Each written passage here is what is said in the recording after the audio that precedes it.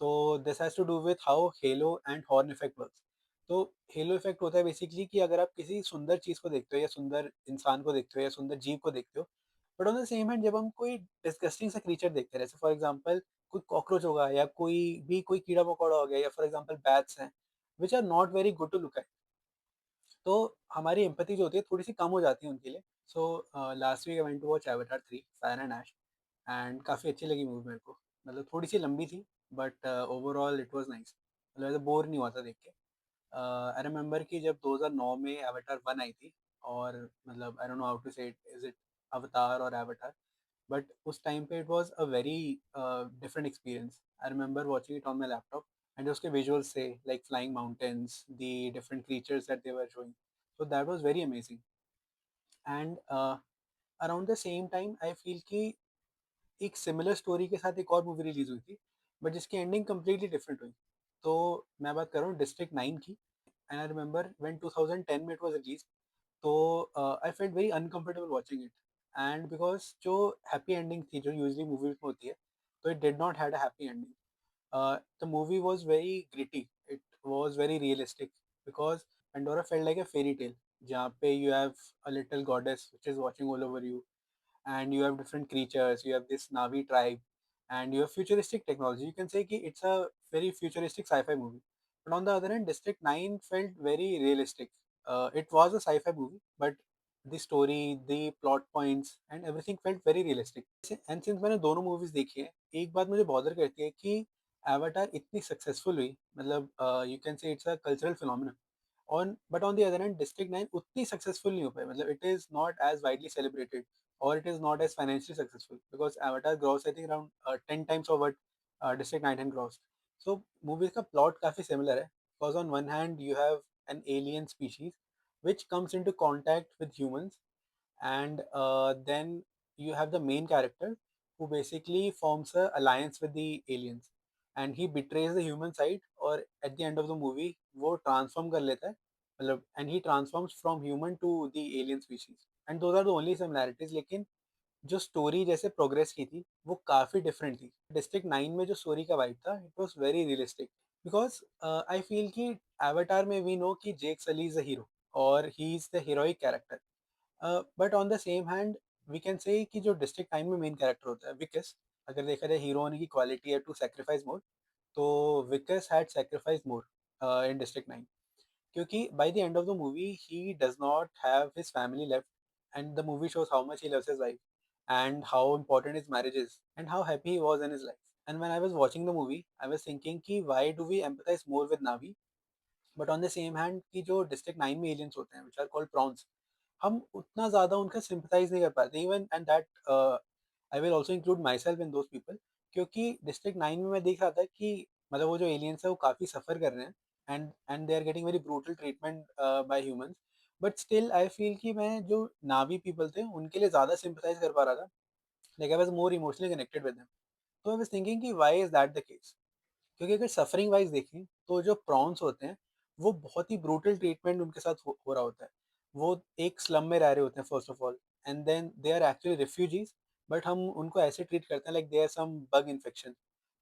And in Avatar we see कि जब basically humans home plate destroy कर देते हैं, so we see ki how many people in the Navi tribe had died, and it was a very emotional sequence.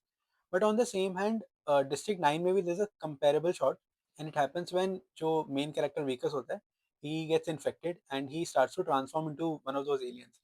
So he is brought into a lab, and they're experimenting on him, and it is clearly visible that he's in enormous suffering, that he is going through a lot of pain. But the humans are still experimenting on him, and they're giving him shocks, and they're forcing him to basically use weapons, trigger weapons on one of those aliens, and it's a very sad scene, and you can almost feel how helpless Vikas was feeling in all that, and the same company that he was working in like 2 days prior, and they are not even treating him like a human anymore. And ये देखिए काफ़ी ज़्यादा बुरा भी लगता है, because you can clearly see कि once and you can clearly see कि जैसे ही उसको इन्फेक्शन फैल रही होती है उसकी बॉडी में, एंड उसका जो हाथ होता है it is turning into a claw, तो यू कैन क्लियरली सी कि how much afraid he is, and he was expecting others to help him, and basically he wanted to get medical treatment, and the same hand जो लोग होते हैं उस समय and वो basically उसको use करते हैं so that they can learn how to fire those alien weapons. It's a काफ़ी सैड सीन।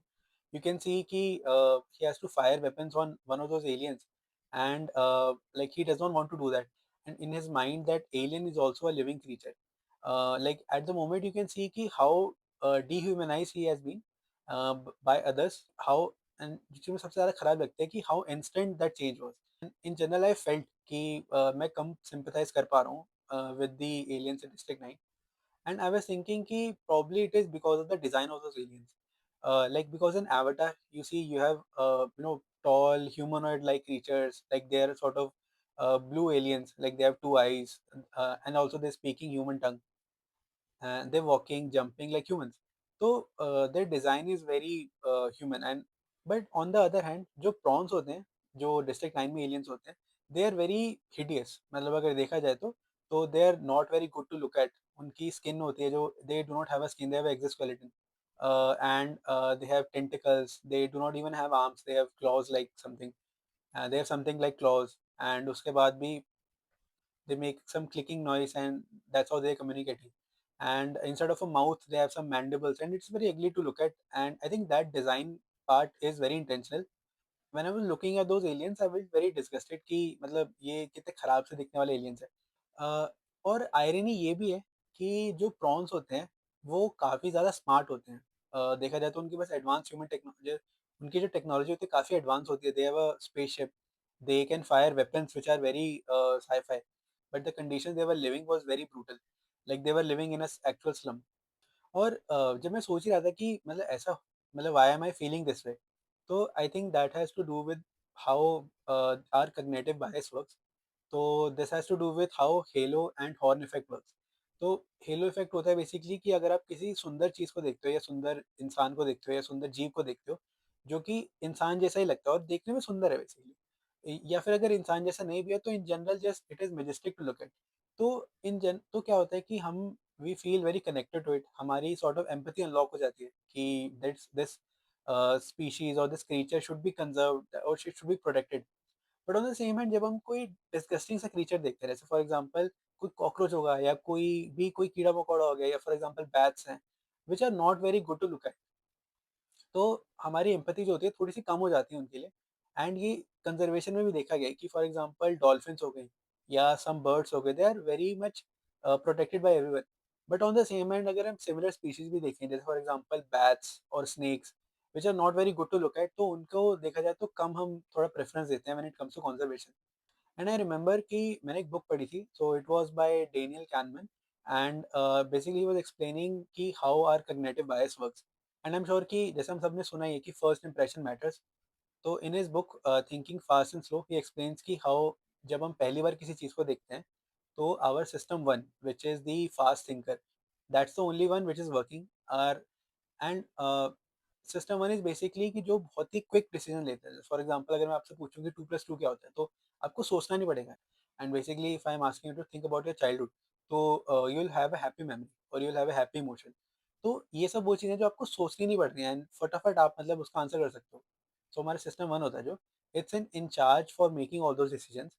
एंड जब हम पहली बार किसी को देखते हैं या पहली बार किसी इंसान से मिलते हैं, तो the first thing we notice is how that person is looking और how that person is behaving. जैसे फॉर एग्जांपल अगर आप कभी बीमार पड़ जाते हो और आपको एक ऑप्शन दिया जाता है कि फॉर एग्जांपल आप एक बहुत ही सुंदर व्यक्ति से अपना ट्रीटमेंट कराओ या फिर किसी एक बहुत ही बूढ़े इंसान से अपना ट्रीटमेंट कराओ, so more often than not, then people will most probably choose the first one. Even though, like, I'm not saying ki it is right or wrong. I'm just saying ki how one of the example that Kahneman had given. So he talks about how first impression sort of traps us. कि आपने सुना होगा जैसे हम बोलते हैं first impression is the last impression. तो like उस बात में काफी सच्चाई भी है, क्योंकि अगर आप किसी को पहली बार देखते हो, लाइक फॉर एग्जांपल कि देयर इज अ रीजन कि all the actors are good looking people. First of all जो हमारा जजमेंट होता है, इट ट्रैप्स अस कि अगर कोई एक सुंदर इंसान अगर कोई गलती कर भी देता है तो हम सोचते हैं कि अच्छा ठीक है, मतलब mistakes happens. On the other hand अगर if a very ugly person is making a mistake, so we tend to judge them too harshly, like कि for example this is a very simple thing, like why can't he or she do it right। तो ये जो बायस होता है ये हर जगह ही होता है और ये हम नॉर्मल लाइफ में भी देखते हैं।